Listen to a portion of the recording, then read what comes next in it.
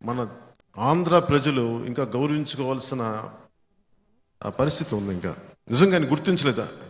ఎవరి బలిదానాల మీద ఈ రాష్ట్రం ఏర్పడిందో ఆ వ్యక్తిని ఇంకా మన గుండెల్లో పెట్టుకోలేదు. జనసేన తెలుగుదేశం మన ప్రభుత్వం ఏర్పాటైన వెంటనే ఆయన దివ్య స్మృతి ఒకటి ఏర్పాటు చేయాలి.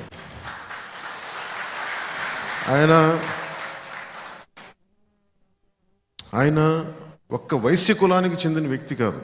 అంబేద్కర్ గారు ఒక దళిత కులానికి చెందిన వ్యక్తి కాదు, అందరికీ చెందిన వ్యక్తి. ఆయన అన్ని కులాలకు చెందిన వ్యక్తి అంబేద్కర్ గారు.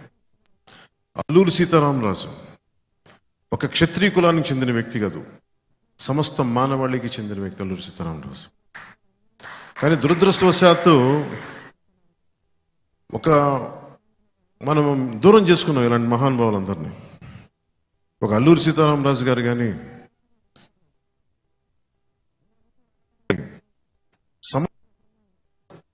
గుండెలో తీసుకోవాల్సిన వ్యక్తులు.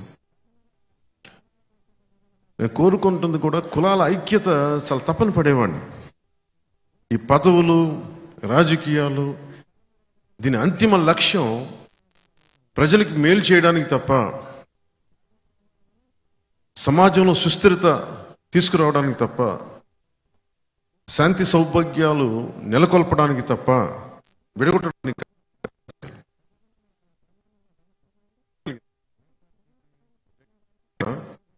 వ్యక్తిగతంగా శత్రువు కాదు అతను నాకు,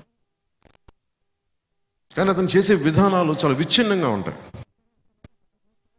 మనం కులాలని కలుపుకుంటా వెళ్దామని ప్రయత్నం చేస్తూ ఉంటే అతని వ్యక్తిగత లబ్ధి కోసం, అధికారం కోసం కులాలని విచ్ఛిన్నం చేసుకోవడానికి వెళ్ళిపోతా ఉన్నాడు ఆ వ్యక్తి. కొన్ని ఉదాహరణలు చెప్తాను.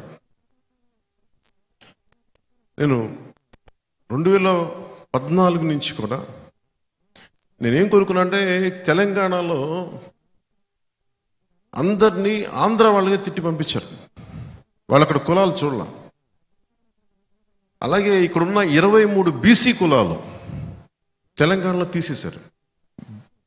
బీసీ రిజర్వేషన్ స్టేటస్ తీసేశారు తెలంగాణలో. ఒక్క నాయకుడు మాట్లాడే వాళ్ళు ఎవరు లేరు. అలాగే వైసీపీ ఈ నాయకత్వం ఏం చేస్తుంటే, బీసీలకి సీట్లు ఇస్తున్నామని చెప్పి ఒక సాధికారత లేని సీట్లలో కూర్చోబెడుతున్నారు. ఎంపీలుగా కూర్చోబెడుతున్నారు, కార్పొరేషన్ చైర్మన్గా కూర్చోబెడుతున్నారు, ఎమ్మెల్యేలుగా కూర్చోబెడుతున్నారు. కానీ వాళ్ళకి నిర్ణయాలు తీసుకునే హక్కు ఇవ్వట్లేదు. ఇదొక సమస్య ఉంది.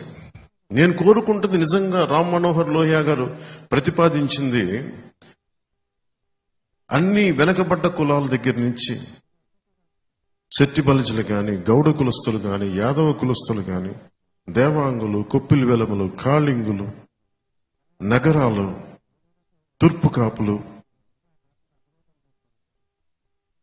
వీళ్ళతో పాటు కాపు సామాజిక వర్గంలోని ఒంటరి బలిజ తెగ సమూహాలు, తెగలు,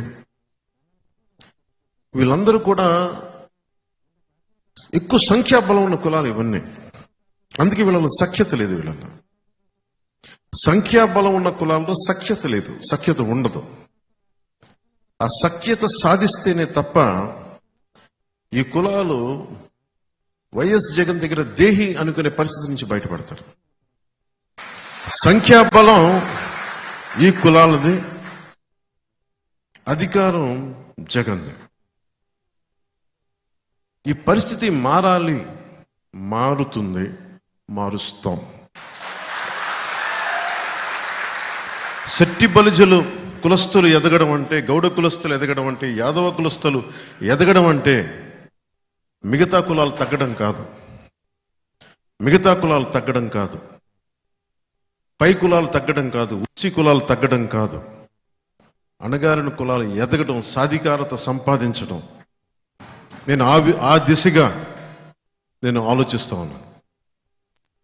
మత్స్యకార కులాలు, మత్స్యకారులు అనేక తెగలు ఉంటాయి. వాడబలిజలని కానీ, అగ్నికుల క్షత్రియులను కానీ, వీళ్ళందరినీ ఎలా ముందుకు తీసుకెళ్ళాలి? కేవలం కులాల్లోని నాయకులు ఎదగడం కాదు, ఆ కుల సమూహాల్లో ఎక్కువ లబ్ధి పొందాలి. వాటి దిశగా ఎలా అడుగులేయాలి? పబ్లిక్ పాలసీలు ఎలాంటి పరిస్థితులు తీసుకురావాలి? నాయకులు చాలామంది కులాలని వాడుకొని ఎదుగుతున్నారు తప్ప కులాలకి నిజంగా ఆ లబ్ధి పొందట్లేదు, చేకూరట్లేదు. ఆ పరిస్థితి మారాలి. ఆ విధంగా ఏ విధంగా నిర్ణయాలు తీసుకుంటే పరిస్థితులు మారుతాయి అవన్నీ ఆలోచిస్తూ ఉన్నాం.